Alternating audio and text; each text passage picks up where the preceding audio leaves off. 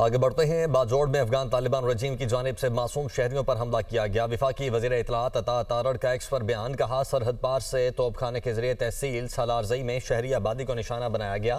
حملے میں ایک گھر پر گولہ گرنے سے 4 معصوم شہری شہید جبکہ 5 سالہ بچہ شدید زخمی ہوا۔ شہید ہونے والے چاروں افراد ساجد، ایاز، ریاض اور معاذ حقیقی بھائی تھے۔ مقامی افراد اور شہری آبادی نے افغان طالبان رجیم کے اس اقدام پر شدید غم و غصے کا اظہار کیا۔ افغان طالبان رجیم کی جانب سے دہشت گرد تنظیم فتنہ الخوارج کے ساتھ مل کر شہریوں کو دانستہ نشانہ بنانا عالمی قوانین اور بنیادی انسانی اقدار کی سنگین خلاف ورزی ہے۔